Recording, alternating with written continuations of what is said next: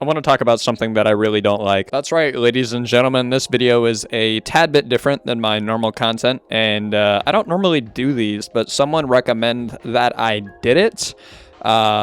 Figured why not? Figured why not get on my large platform of people and just vent to the world so you guys can hear my humble opinion on car-centric infrastructure. For those that are unaware of my nationality, I reside in the United States of America. That's right, the land of the Bass Pro Pyramid and Flock cameras. And for all my life, I have grown up here not knowing how much I was missing out on just basically everything that has to do with daily life because of how car dependent we are as a society. Also, before we really get into things, please know that I am aware that this isn't just a problem in America. I know it exists in other parts of the world, and I know there are going to be comments out there who are just like, oh, well, he's only complaining about America. No, I'm complaining about my experience with it. So, yeah. Let's not take my words and twist it one way. So yeah, without further ado, let's go ahead and get into today's video. Around about 2 years ago, I was given the opportunity to go and study abroad in a country that I have been wanting to go to ever since I was 13 years old. It had always been something that I dreamed of doing and I wanted to go over and do so bad, but for like the large amount of my academic career, I didn't exactly put the most amount of effort into, like I probably should have, but needless to say, I eventually locked in and got to where I needed to be so I could actually make this happen. Now, naturally, there was a lot of concern with like a lot of different things leading up to my eventual departure to go and live in this country that I had never lived in for the next 6 months.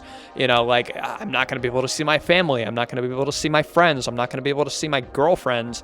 But what never really came up on my mind, which was weird, and it didn't really hit me till I was on the plane, was how am I going to get around? The reason this concern all of a sudden dawned on me as I was leaving the United States was because the area I was going to wasn't in the center hub of where I assumed most of the public transportation would be. So yeah, I was concerned. My only experience at this point in my life with using public transportation daily would have been riding the bus to school. But even then, I hadn't done that in years. So this was kind of scary. And then I arrived at the dorm that I was going to be staying in for the next 6 months. And it was in that moment where I was standing in front of the building and I was looking around, seeing where I was going to be spending the next 6 months of my residency in. And all those fears that I had left because it came as a culture shock. I didn't need a car to get around where I was staying because I could just walk. And ever since that moment, I have hated having to rely on a car to go anywhere. For the next 6 months, I did not have to rely on a car for anything. I could take public transportation if I wanted to go out of where I was living, or if I wanted to just walk around, I could do that too. The only two things that really prevented me from going anywhere was if the weather was too bad to walk around in, or if I was a lazy sack of shit and didn't want to get out of bed. And hell, most of the time I didn't even care about the weather, because if I was hungry, my big fat ass would get up and walk to the restaurant. Like, I didn't care if it was raining sideways, my ass would be in that restaurant. It's just something that I look back on and I just get so sad about, because like, yeah, there was a lot that I missed while I was studying abroad, but I don't think something I will ever not miss is having to drive a car to go basically anywhere, which is weird because I didn't think I would miss something as simple as a daily commute. But as I'm walking on the street, waving to the restaurant owners of the restaurants that I eat at, getting to know them, waving to people who I know from my dorm or even from the school, to passing public parks that I would never have seen had I not taken the shortcut turn that leads to a faster route to get to the school. And it's just this ingrained part of daily life that I feel like has just been so absent because of the fact that I have to rely on a car so much to get anywhere. Like, this is gonna sound embarrassing, but I miss the practical sidewalk, not the sidewalk that you have in like a neighborhood or that you have in like the downtown area of a city.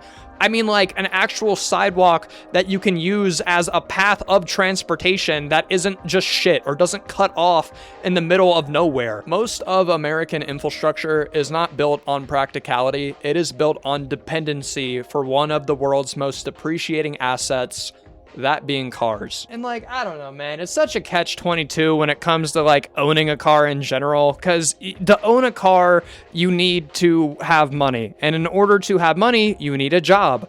But in order to keep the job or even get a job, you need a car.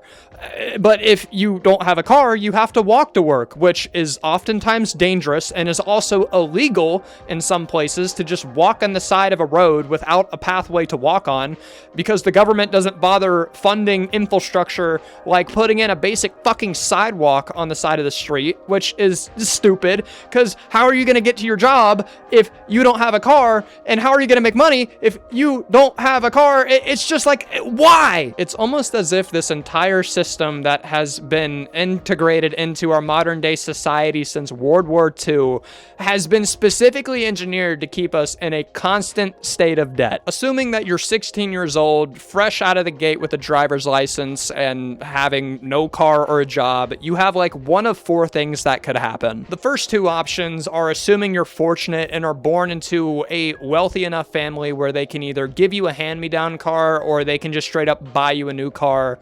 And for most Americans, that just isn't the case. Option 3 is your parents will drive you to work, which will oftentimes be either after school or whenever they can drive you to work, assuming that they're around to do so. And that's also assuming that the job that's hiring you will allow you to do that, because most jobs in the US won't hire you unless if you have a reliable means of transportation. And even if they do hire you, they're not going to be scheduling you 24/7 because you have school that is also in the way and other people who work there who are also trying to make money. So you're already working part-time, which is not a lot of money coming in. Or option 4, you're shit out of luck. Your parents aren't going to help you buy a car and they aren't going to drive you to work because they're too busy working themselves. So you just have to hope and pray that the options that are available and within walking distance from where you live will hire you. So assuming you're not fortunate and you can't do options 1 or 2 and you're left with either option 3 or option 4, you're kind of put into this funnel where you're almost forced to take out a loan and put yourself in debt,